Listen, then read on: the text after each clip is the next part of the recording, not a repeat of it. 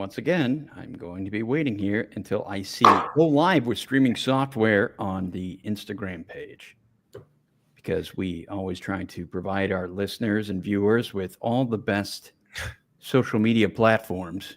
And hey, there we are. All right. All right. We are live. And welcome. Yes, as the saying goes, April showers bring death, destruction, and despair. More details tonight at 11. What's that, TV news? I don't know. Old habits die hard. Yeah, first Thursday in April. Here we are already. And Larry Mastropieri, broker owner of the Mastropieri Group, joining myself, John Laws, as we talk about anything other than Orlando. I'd like to say that was our April Fool. So if you see the thumbnail, hate to break it to you, we're not going to be talking about Central Florida tonight. So we got a lot of other. I just feel like we needed to get out in front of that one. So when your producer decided to throw that in there, because, well, she can be different sometimes. That's just how we roll. Anyway, one of the things we've been rolling with for some time now is condo owners, particularly elderly ones, who have been struggling with the surprise fees and sky-high costs that obviously weren't a part of their retirement plans. And, you know, it's nothing short of a pressure cooker for these Florida condo owners. Monthly condo fees are climbing fast. Obviously, the insurance is through the roof, the assessments. It's not surprising to see it anywhere in the neighborhood of 30 to 50 grand. I mean, it's crazy. And you couple all that with the new statewide inspection laws, post-Surfside. Elderly owners on fixed incomes are drowning, figuratively and maybe literally, if they go out in the ocean. I mean, you've seen it. They got those riptide warnings all the time. So you got to be careful. All right. But the good news is, Larry, Governor DeSantis calling for action. This was back in September. But now lawmakers have rolled out a stack of proposals. The question is, how effective are they and how much of it would stick? So we will talk about some of the things that are on the table. The first of which, a $2,500 grant for low-income seniors to cover their assessments. Now, I have mixed feelings about all this. All of what? All the options? I was just the $2,500 grant caught my attention because it's like, all right, so let me get this straight. We're talking about $30,000 to $50,000 assessment fees, and you want to throw $2,500 out there. Thanks, guys. Thanks. Yeah. It's like when your grandma sends you $5 for Christmas, like, you know, like, don't spend it all in one place. I think the hook here is DeSantis wants to help the elderly condo owners, and he's trying to, or the team is trying to figure out solutions. And there's no good solution here, probably, right? There's no perfect, I don't know, magic bullet that's going to solve all this. And so, yeah, to your point, right? $2,500 is probably a drop in the bucket compared to what these elderly folks or just people who are encountering these large assessments are dealing with. And then on the other hand, $2,500 from tax dollars kind of aggravates me a little bit. That is a good point. It's like, think about it. You're paying for this. We're paying for this. So, like, how do we feel about that? You know? Well, that's true. I mean, it's not like they're going to be around forever. I mean, forget that. You know, sucks to be old. Good thing we'll never be that. Listen, they've you know, they've had a good life. Right. They had a good run. This is it. The second one that we have on the list here that I had a little more mixed feelings about this one, allowing condo boards to take out loans without owner approval. I understand the loans that, hey, I mean, that's the only way you can try to combat something like this. But being able to forego the rest of the people living there, that's not quite the democratic republic we're hoping for with these homeowners associations. But, you know, I mean, they put it out there. Let me ask you this, like, how many, especially in these lower income condo communities, or just, you know, these not wealthy condo communities, right? How many of these condo owners or these board members, these presidents, these vice presidents, these treasurers are really savvy with financials? They're not. No, they're not. Yeah, that would be my guess, right? That would be at least that's what we've encountered over the years, right? I just don't know. And so then you go ahead and you let them run a condo board, And then already for years, they've been able to do a lot of crazy things. We've seen it on the news. You and I have talked about it a bunch.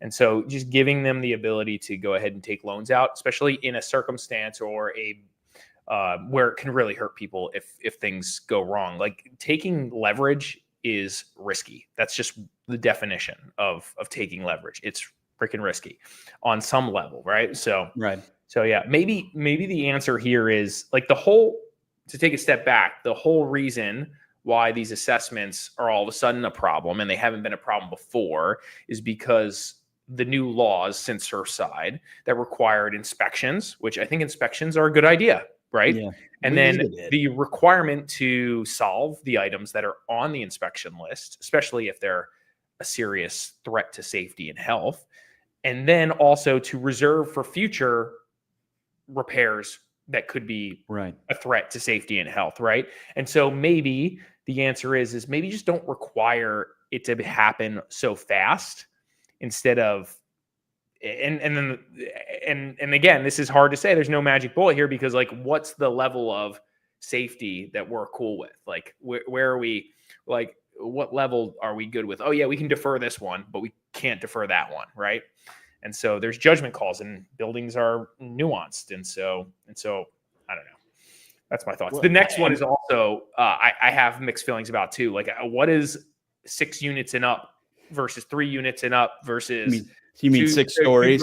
Yeah, 6 stories and up versus 3 stories and up, which is what it is now, versus none, no requirement, or everybody's required to do this. Have to do with this. Do you want the truth? Because to me, it's more based on like, well, let's see, how high of a fall can I survive? Listen, if I fall from more than 6 stories, I mean, it's over. I'm not flexible enough to, kiss my rear goodbye on the way down. You think the 80-year-old can sustain a 3-story fall? No. Or a 6-story not fall? All retirees. I don't know. Maybe I was thinking of some younger people. Can you? I can't. I don't know, but I'm not going to go find out. You're pretty jacked, John. Yeah, well, it's a thing. I think you got this. 6 stories, you're good with.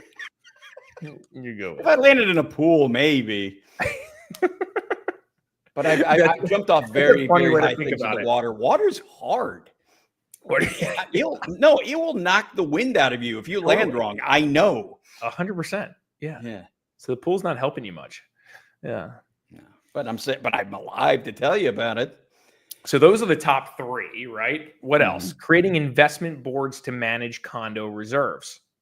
That could be interesting. Again, assuming there's good oversight, and then the last one. I mean, we're talking outside people to do that. That was my assumption looking at this.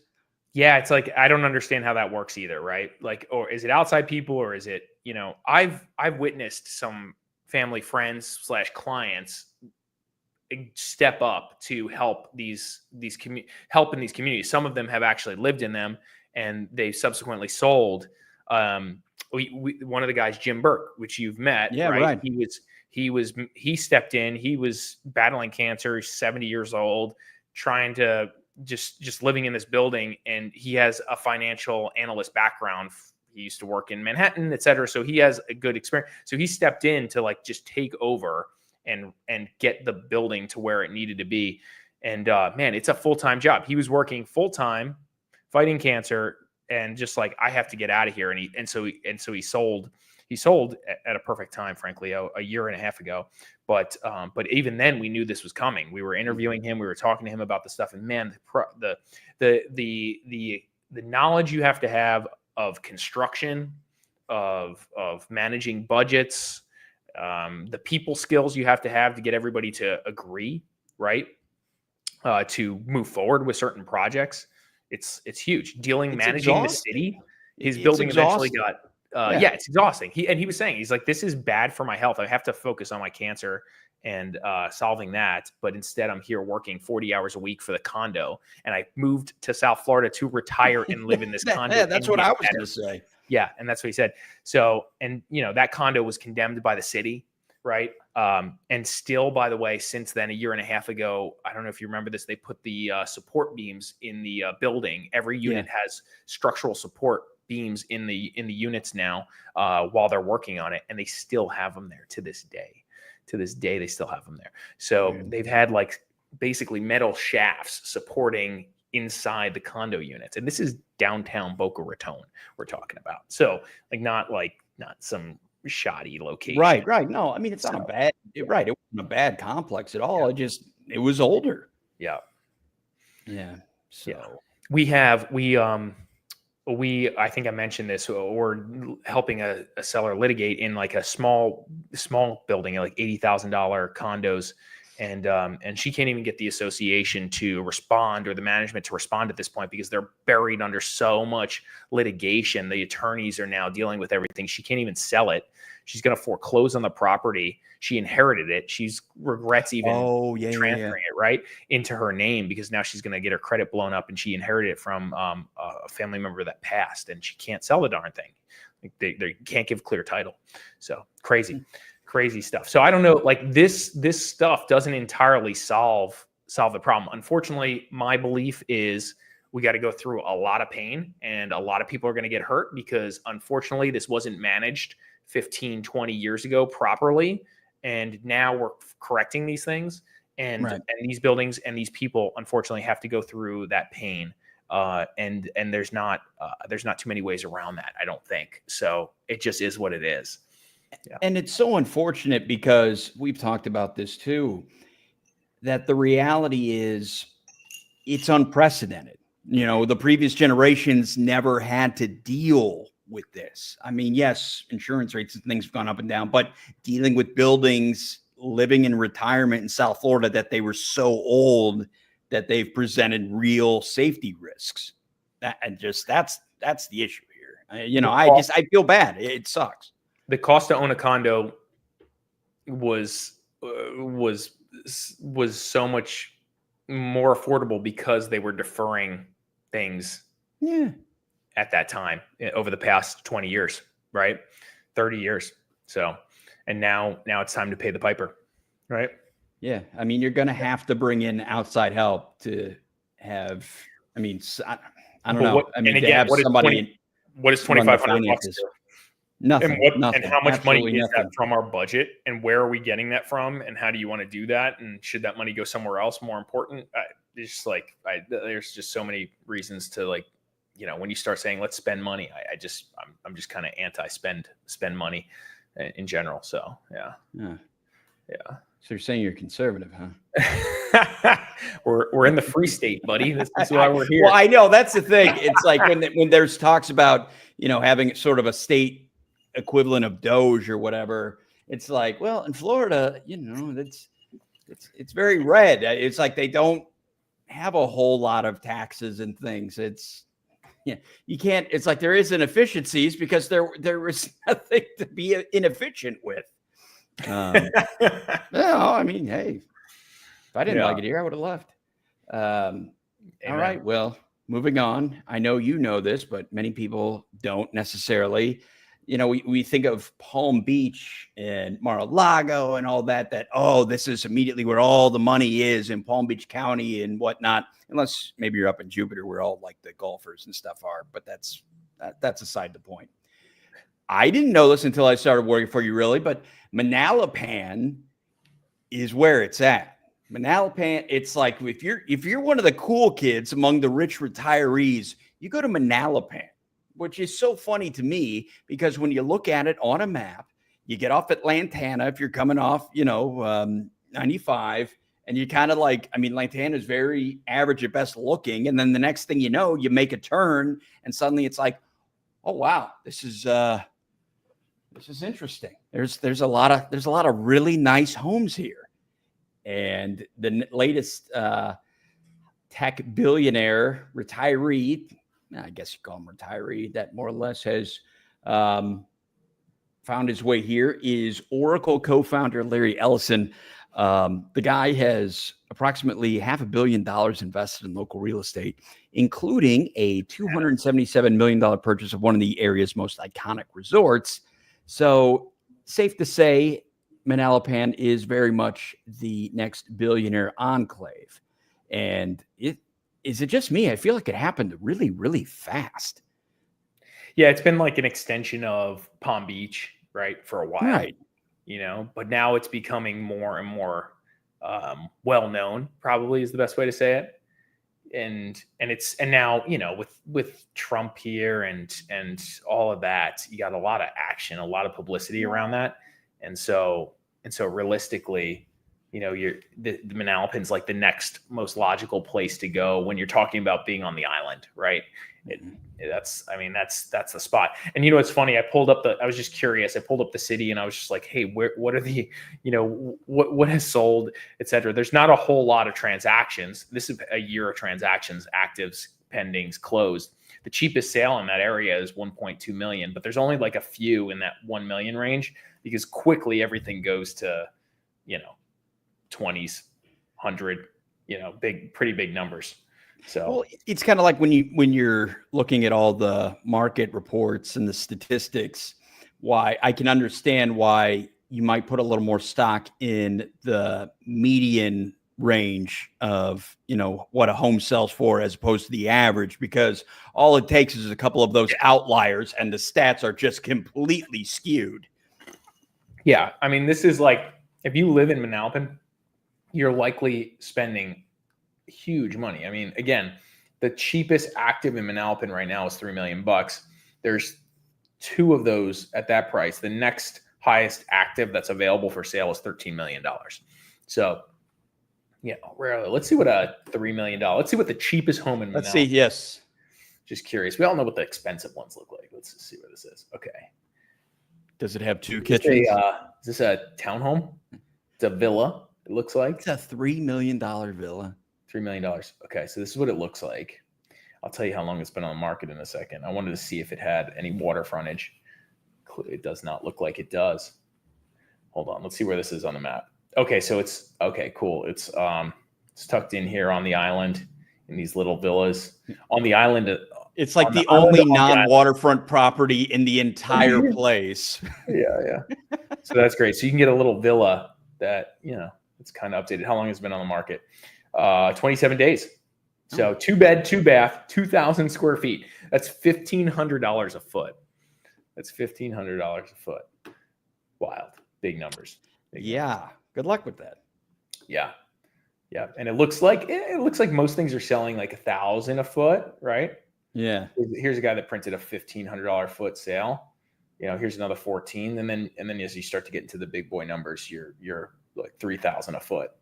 That's insane. $3,000 a foot. That's not even how many square feet is this one? So the highest sold in the last year was almost $50,000, at least on the MLS. There's a guy pending around the 95 million range right now, which we've, I think, talked about in the past. Yes. And there's the big boy property that everybody's been talking about that we've talked about before, which is this epic $285 million listing that's being built right now on the ocean, obviously. Also has intercoastal setups as well. I mean, just awesome. Epic. So that's, and then EAU Spa and Hotel is a pretty cool place. I mean, you can go there for dinner. At least in the past, I've been there for dinner a couple times. It's a cool place to hang out. I've only seen pictures and such. I've never actually been there. I don't think I've been there since he's started renovating. So, I mean, it was really, I know they were saying he bought it because he felt like it could be renovated and updated and restored to its former glory, right? But I think I thought it was really nice before that. So, yeah, I was going to say, right? I mean, what a dump. Yeah. What? Sometimes like the Boca Raton Club, when Michael Dell bought it, before that, I really liked it. I enjoyed it. And then afterwards, I'm like, I get it. They did a great job, right? So I'm sure the execution on the EAU is going to be similar. And this guy, Larry Ellison, he owns like an island in Hawaii, right? Yeah, and he owns like an entire island. Whole island, right? 98% of the island, which is just incredible. So he's got experience at buying real estate. So yeah, I was gonna say the man owns property from literally both ends of the United States. Yeah, which is kind of neat. That's interesting, right? Next, he's got to go to Hawaii, San Francisco. Yeah, I was gonna say. I mean, at seemingly every corner of the United States, continental and otherwise. Yeah. Yeah, it's pretty good. What's cool about Manalapan is and Palm Beach is it has this unique history, right? You've had Addison Meisner, Flagler. The area has ties to Vanderbilt. All these big, huge figures from history. All these tycoons historically came here. This is where some of the trains stopped and dropped off the wealthy to go play at the breakers. That type of stuff, which is why this area has kind of become that like very unique, hidden billionaire enclave. So, yeah. So I guess the question, as far as I'm concerned, is how much more does it keep growing? You know what I mean? Like how much more do you have to give, so to speak? It's like I don't even know where the heck you would go from there. I'm like, yeah. I mean, I'm less interested in what these big guys are doing on these little islands. It's cool. Don't get me wrong. It's cool to talk about for a minute or two, Right. but it's more interesting to hear like what we're doing development wise on mainland Boynton Beach, which is across the way there, right? Or Lake Worth or Boca Raton or downtown West Palm. Cause that's like real tangible. That's where more people exist, the real people. Yeah, and I mean, right? it's a place you may actually go by. Like Manalapan, you kind of have to go off the beaten path to get there. It's not gonna be one of those like, at least like if I'm driving through Boca sometimes and stuff, a lot of the things we talk about, it's like at least I see these places, even if I'm going elsewhere. What's cool is if you really wanted to, you can go to the EAU spa. You can spend a bunch of money and you could go do that, or the hotel, whatever, enjoy food. I keep calling it the spa. I've actually never been in the spa, just to dinner there. And you could do that if you spend a bunch of money. So you can kind of get exposure to this crazy wealth, or what this crazy wealth has created. It's created this unique thing. And so that's what's exciting or interesting about being so close to Palm Beach Island, Worth Ave, which is just a crazy place to kind of walk down. Not that you're going to go spend all this money in these crazy stores that are just obnoxious. But it's a very cool vibe, and it's got history and character. So yeah. Right. But Manalapan, you're like not really going there unless you're going to that hotel, or visit somebody's house. Like, doesn't Don King live in there? We're like, hey, we're gonna go catch up. Yeah. EK, how you been? Yeah. Yeah. So that's the deal. Let's talk about some, as I was alluding to. Let's talk about something that's affecting more of the masses. What, like the Palm Beach County farmland and how it's transforming into new neighborhoods? We've talked about many times, particularly with groups like GL Homes, and because that's immediately who came to mind for me when I was looking at this article. It's like they have owned Western Palm Beach County. I mean, if you go through Palm Beach County, if you get on State Road 7, from like down here and then go north all the way, I mean, it's like Valencia this, Valencia that, on it. I mean, every single new community, particularly for the 55 and up, are all along there. I mean, and they're almost all new, assuming they're done. GL is the big boy in the area. Yeah. The big boy for sure. If you're talking about master plan communities, GL's one of the biggest, right? For sure. Mm-hmm. So there's more going on north of call it, I don't know, or west of West Palm, north of Wellington area, than, south of that area in Palm Beach, just because we've ran out of land. So they're relocating their efforts, and they've probably been acquiring this land for many, many years.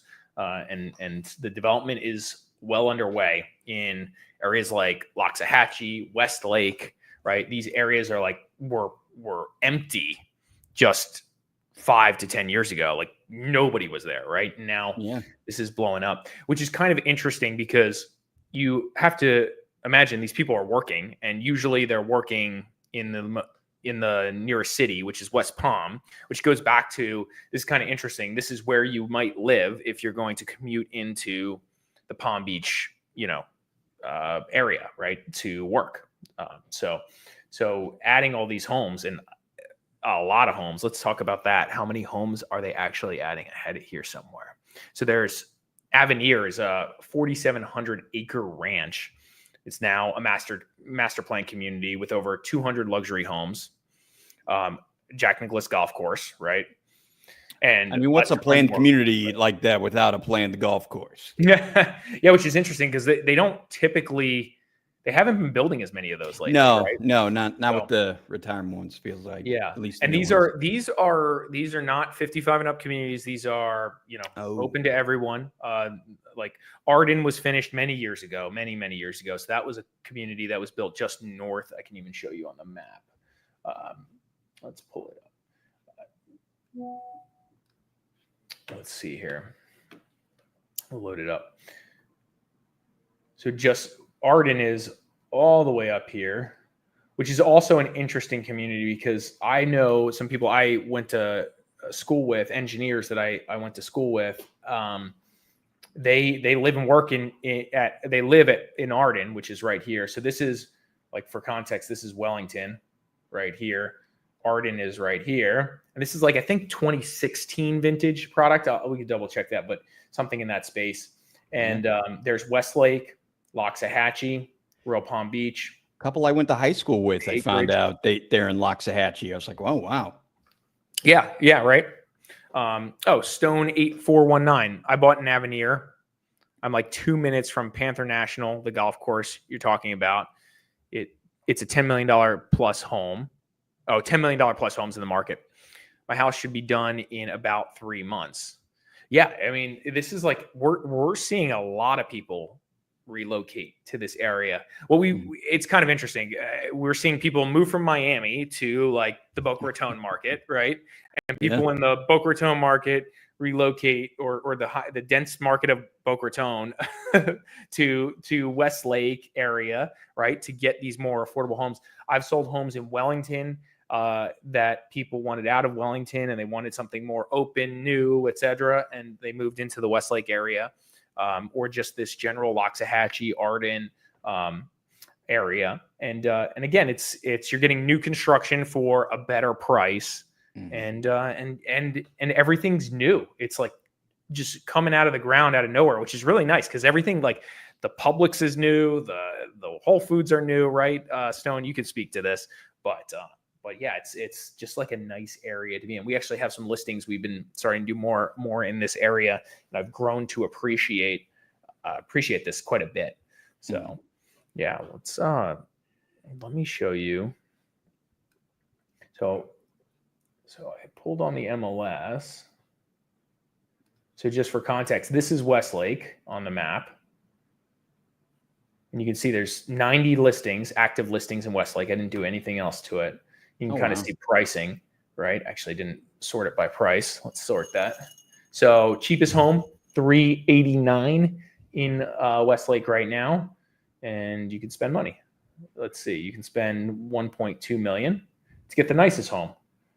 Let's see. Biggest home in the area is like 4,000 square feet, asking $1.1 million. 2021 build. Imagine trying to buy that in Boca. Yeah, well, let's talk. There's not a chance.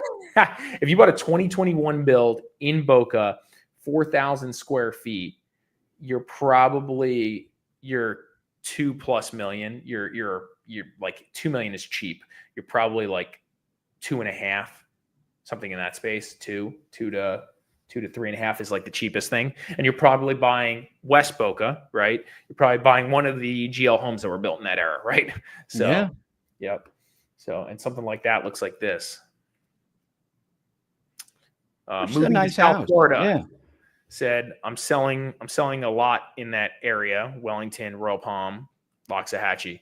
Yeah, this is the new hot spot. There's a lot going on here. So this is what a 2021 build might look like here.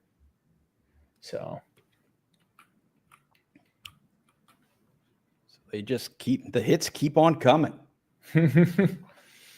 Yeah. What do you think about Westlake, John? I would live there. I mean, at least it looks like something a little more reasonable. Obviously, in terms of pricing, I mean, you're going to have to be prepared to spend, it seems like 300, 400,000 minimum. But yeah, I mean, these are brand new communities. These are obviously younger couples. These these strike me as places that families would move to. Yeah. So yeah, I mean, that would be the kind of place I would live. Absolutely.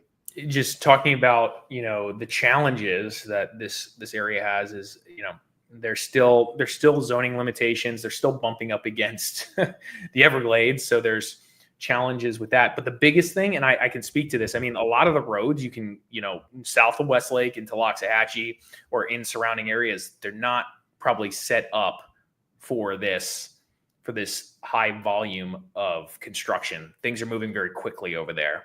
So for example, on one of the listings we have there, it's on a dirt road. So that's just crazy. Who would have thought, like South Florida, dirt roads? That's like not a thing, right? Where are we, Mississippi? Yeah, it's and there, you could end up in a dirt road very quickly out that way for sure, right? So no question. And so there's a lot of pressure on that. What are they saying? Adding 40,000 new residents without serious road overhaul. That's got locals up in arms, right? And then Always.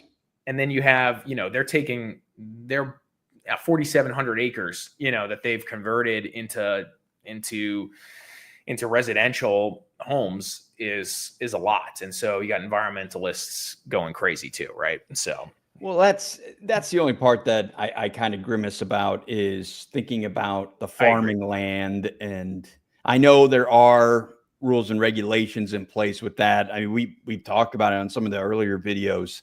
I don't remember what the rule is right in front of me, but for every percent of development, there's also the same amount that has to be reserved for agriculture and such. But man, it sure as heck doesn't feel that way when you look at some of this development. Yeah. And yeah, it's interesting. Just north of there, though, there is this, wildlife management area. We'll see, GL's found ways around that for sure. Yeah. So this is where, let me show you this. This is where Panther National is that Stone was mentioning. Yeah. Let's see. No, they aren't. North Lake is getting widened. Yeah. So so I'm coming from Cali. I used to live in Central Florida. I like the area because it will have everything. It's quiet and it's not too far from West Palm. Yeah. It's quick, easy. It's quick and easy into town, right? I mean, it's not, I don't want to say it's super quick, but it's good. You're right outside the city limits, which is nice. So we sold a bit in Ibis, which is a country club out there that, that has some big time golfers living there, people on the pro tour, for sure. So, and that's Ibis right here. One of the big things is Seminole, Pratt and Whitney. So Pratt and Whitney has some of my buddies that I went to college with. They're engineers as well. And they work at Pratt and Whitney. Where the heck is Pratt and Whitney? Pratt and Whitney right here. So it's like very adjacent to Pratt and Whitney, and Pratt and Whitney intentionally was out there because they're far away from residential space. So they could do, all the engine testing and all that. And now the residents are closing in. Yeah. Yeah. I mean, they got jets and helicopters and all this other crazy stuff going on over there. Right. So yeah, they got these big runways. So it's kind of a little bit of a thing. So here's my question, and you've probably seen this. I mean, generally speaking, when you see rezoning being part of the process for residential developments and whatnot, like how long does it really take to get an area rezoned because you want to build something? I mean, are we talking years generally? Yeah. Unless it makes perfect sense. Perfect sense. Mm-hmm. But you've seen, we've talked about this, right? GL has tried to do a number of things. Yes. That's why these big companies like GL are the ones that are doing these big master plan communities, because you need significant resources and expertise. You need tons of planners. You need attorneys that lobbyists, land use. You need lobbyists. You need to be playing this game for the long term. They're playing this game for the long term. They're working on projects that, from a land use perspective and rezoning perspective, that we don't even know about right now, right? Mm-hmm. We're not even thinking about. They're thinking 10 years ahead. What's the next project? They have to. They're a corporation. They got to keep building houses. They got to keep employing people. They got to keep making money for their shareholders. And so they need to be thinking about these things and continuing to build and buying land and horse trading with the county, like we've seen, sometimes happen unsuccessfully, right? So yeah, so I think GL's working it, and so are the other guys. So Okay, well, we'll keep an eye on that one because it's certainly not going away anytime soon. And who knows, we may all be living there before you know it. But before then, evidently, there is the prospect of a sports garden in Boca. This is, more than 200 homes, a food hall, and a sports garden could rise in Boca Raton. A new proposal could bring 226 apartments, 17 townhomes, a massive indoor sports facility, and a food hall. This is to the city's Park of Commerce district. For anyone who's not familiar with where that would be, it is a site just off Yamato on I-95. Oh, it's pretty close to me. Currently home to a call center and architectural office. So if that gets approved, Larry, you're going to have to look elsewhere for a call center. But it's being described as a true mixed-use development. But here's the kicker. It's not just another real estate project. This one has a sports garden. Everything from a ninja obstacle course to indoor paddleball courts. Wow. You got me at ninja obstacle courses. I mean, I don't watch a lot of American Ninja Warrior. that'd be so cool. Yeah. I mean, I see, it's funny. You see all these social media influencers and whatever, and athletic types doing those kinds of sets in gyms. I mean, it's fun to watch, it's not going to be me anytime soon. I mean, maybe a couple drinks I'll try and fail badly, but before then, there's a place in Miami that has the Ninja Warrior or whatever obstacle course that right. You go to. You pay. I went there with like 6 friends or 5 friends. Man, that's so much harder than you think it is. No, it looks pretty. It looks pretty damn hard, man. I've never once been like, oh, I could do that easy. You know where they run the wall? They run up the wall and grab the, right? So yeah, man, that's crazy. So they have the whole thing. You could do a bunch of them. You hit the timer, you go. Right. They're like timing themselves to see how far they make it. James said we're weak. James, let's go. Right, James. I saw you limping out of the gym before. Don't give me that. I thought you were going to fall down the stairs. I saw you. Yeah. It's hard, but that'd be awesome if it's in Boca. One of those, right? That would be fun. Great. Yeah. James thought he was going to. Yeah, he knows. He knows exactly what I'm talking about. I thought he was going to die. Yes. Great. According to the article, it's being called a sports garden, and city planners are buzzing. Heather Hansen, a senior planner with the city, called it really exciting during a recent zoning meeting. And the stat that's flying under the radar, the nearest indoor racket facility, if you didn't have this, is miles away, which in Boca, miles away can potentially, depending on traffic, that can be a bit of a drive. And, frankly, when motivation is pretty low, you want it to be as convenient as humanly possible. You got the Florida heat, daily storms. So an indoor setup like this really could be a magnet, especially during the summer. Do you play a lot of paddleball and pickleball? And I mean, do you and Dana really out there? Oh man, I like it, but my knee, Oh my God, that's right. Boy, that was a game changer, huh? Last time I played, I was like my knee was weak, and I'm just like, I'm not doing this. This is not. I don't need to hurt myself over this. We got more important things to do. Although it's awesome, I would love to do that. We work too much, John. That's the problem. Yeah. But that would be great. And then there's a few other locations that are coming that have more parks and paddleball and pickleball and stuff like that. That's coming up here in this area too. Once a handful of these projects get done, man, there's not going to be much that Boca does not have access to very easily, because this is super east. And then they're also building 226 apartments, right? 23. Because what's any sort of development without having some sort of residential portion to it? I feel like everything, somehow, some way, we are going to have residential, properties here. And then it's all the buzz here right now to add 23 of the 226, making them affordable, and 12 are going to be classified as workforce housing. And I'm sure they're getting tax incentives for that. So, and then what does it say on the side, on the townhome side? 2 will be affordable units and 1 workforce. Now, those numbers might seem small in the grand scheme of South Florida's housing crunch, but here's why it still matters.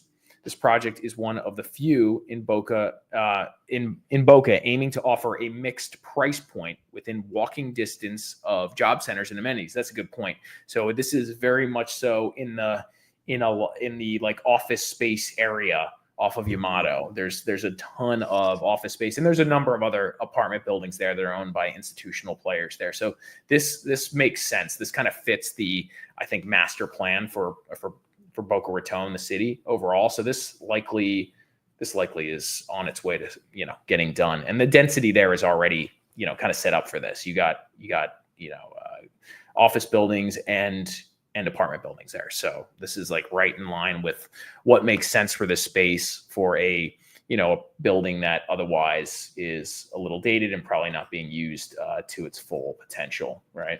This is what it looks like. We've seen a few of these other proposals happen. The one by by Rocco's Tacos, right, in that area close to the mall. They've been talking about redeveloping that. I haven't seen any traction on that yet. The annoying thing about this stuff is this sounds all great, but it takes them, to your point, John, like forever, to a year or 2 years to like get going on these things. I don't know what the leases are on these buildings right now. Maybe they have to let those things run out before they tear this thing down. Who knows, right? So, yeah.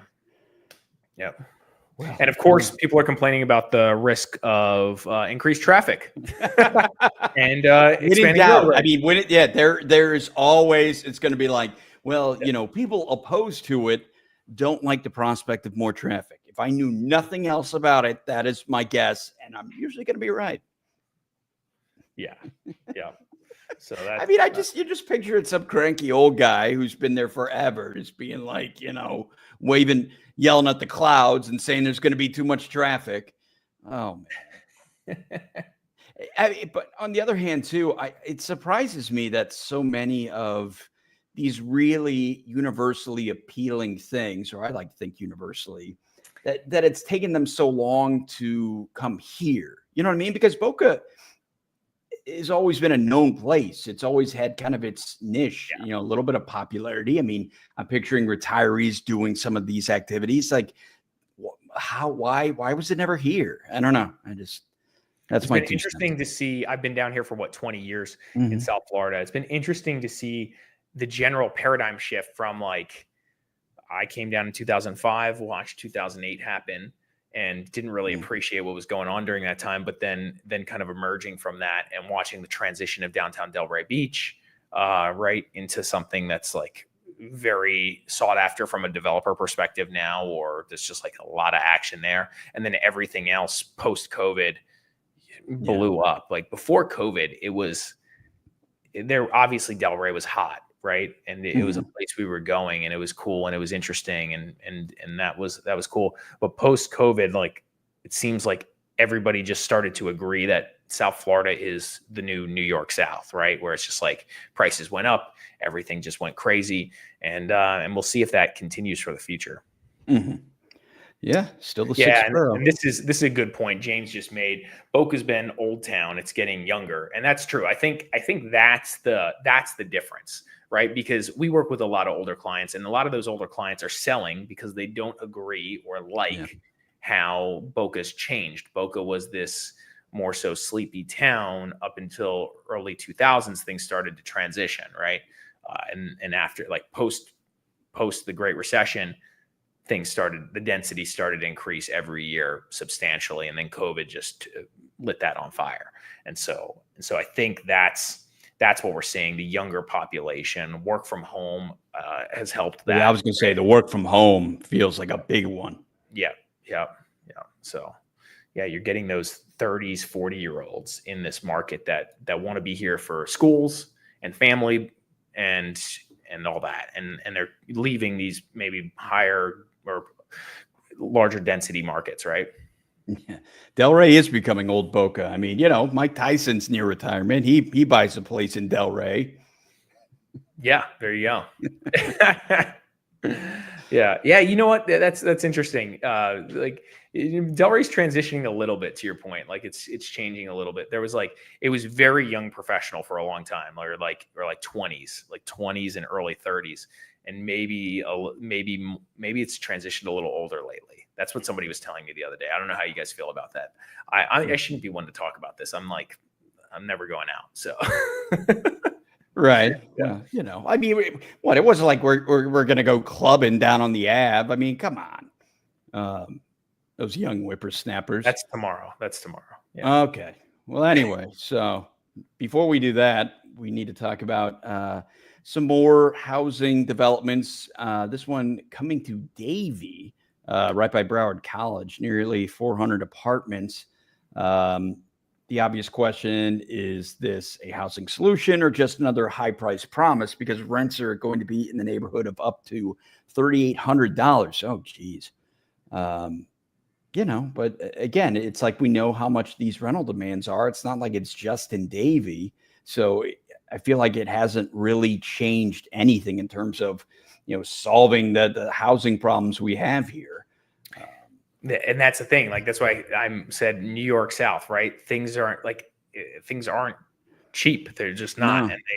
And some people believe that that's just what it is now until forever. And ideally the job growth and the compensation grows enough to support this chaos. On the other hand, like let them build these apartment buildings. These guys, these are real players. They're real South Florida players, 13th Floor Investments, JSB Capital Group. I mean, they're big time in South Florida. They're building stuff left and right. They own a bunch of these apartment buildings. They know what they're doing.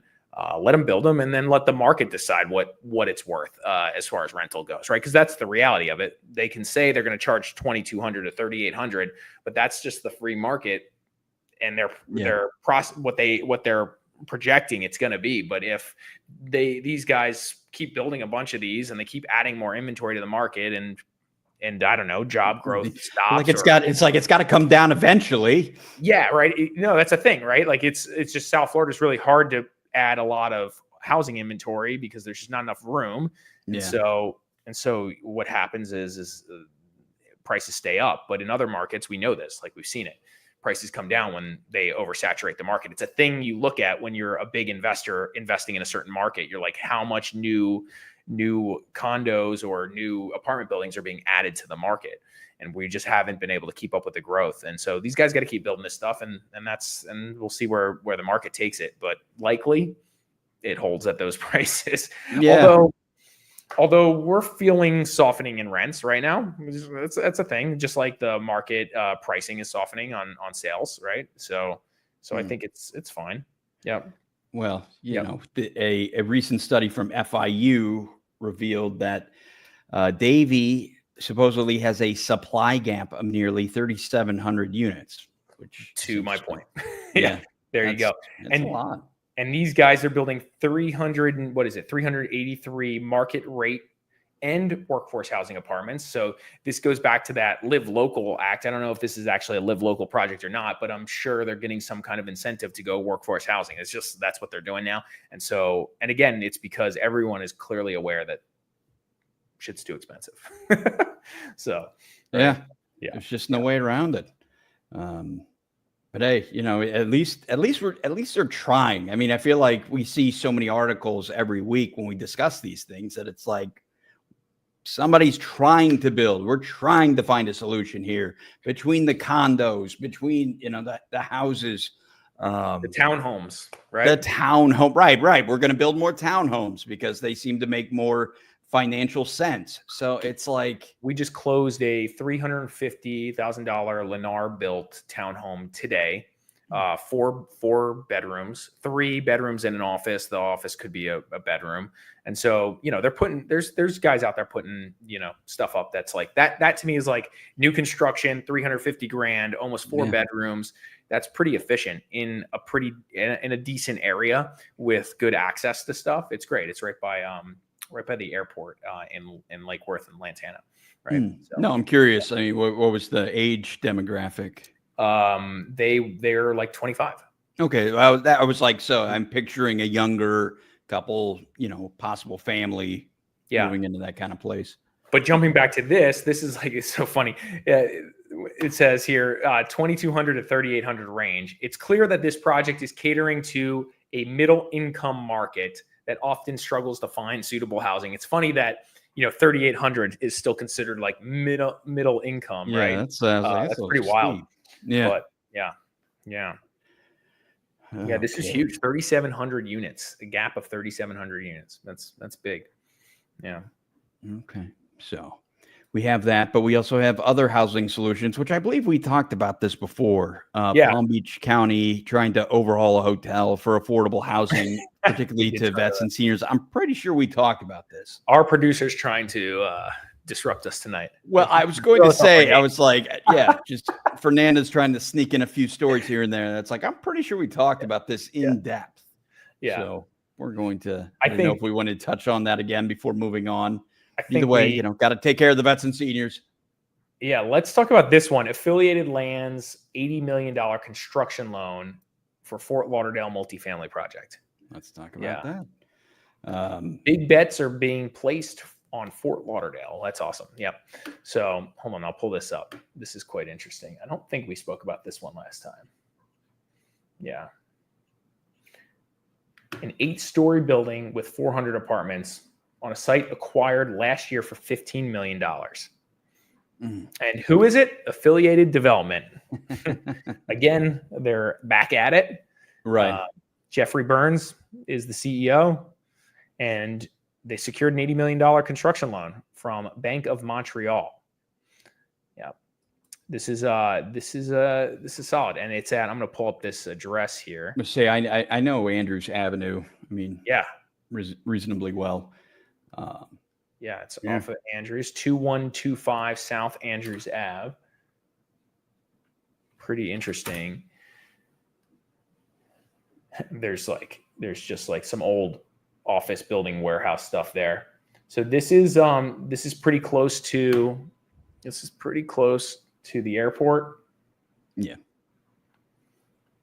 Airport, Fort Lauderdale Airport's right here. Actually, we were bidding on some apartment buildings right here recently, so kind of have a good sense of this market.